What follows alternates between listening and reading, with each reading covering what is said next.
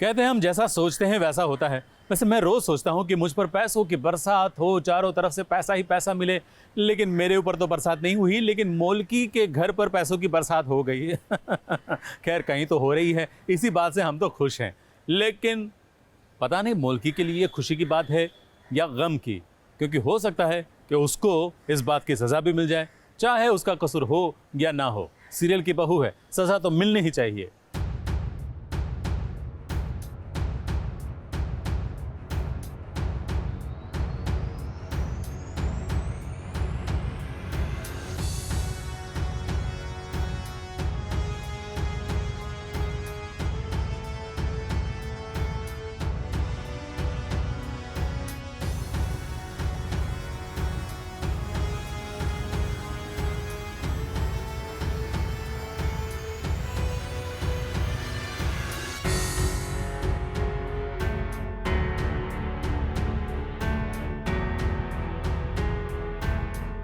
ये टीवी की बहुरानी की तो ये बहुत पुरानी आदत है ये किसी और का जुर्म अपने सर लेना। अब देखिए ये पूर्वी ने भी तो वही किया। इस साक्षी का हार जो पूर्वी की छोटी बहन ने चुराया था, उसे बेचकर उसने खूब सारे पैसे भी ऐंठ लिए। इस बात का पता जब पूर्वी को चला तो वो एकदम टूट सी गई। वो मुखी के पास पहुंचने ही वाली थी इस सच्चाई बताने के लिए कि देखिए क्या हो गया। ये पैसों की बरसात होने लग गई। इतने सारे पैसे यहाँ पे से आ रहे हो, वहाँ पर किसे रख दिए? कोई बोलेगा?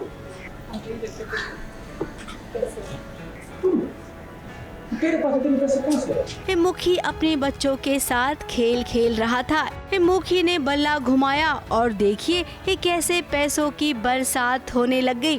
वैसे इतने सारे रुपयों की यूं सेट पर बरसात होना इस सब के लिए एक नई बात थी। अब ये पैसे आए कहाँ से, सवाल तो यही उठता है। अब मुखी को पूर्वी सच तो बता नहीं सकती है, तो उसने खुद ही अपनी बहन का जुर्म अपने सर ले लिया। चोरी हुआ था, हमने चोरी किया था। तूने हाथ चोरी की और बेच दी। तू झूठ बोल रही है। मन में भी यो लागे माँ, झूठ बोल रही है। बिकॉज ऑब्वियसली वो मेरी बहन है और जब बचपन से ही मैं उसकी सारी जिम्मेदारियाँ, सारी गलतियाँ अपने ऊपर लेती आई हूँ, तो आज क्यों नहीं।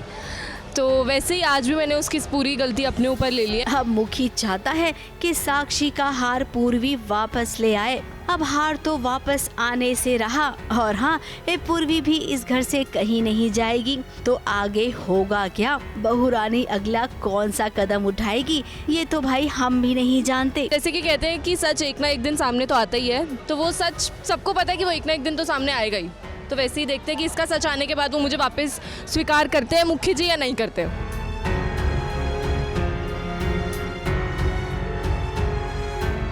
मुंबई से कलीम सलमानी के साथ एबीपी न्यूज रिपोर्ट।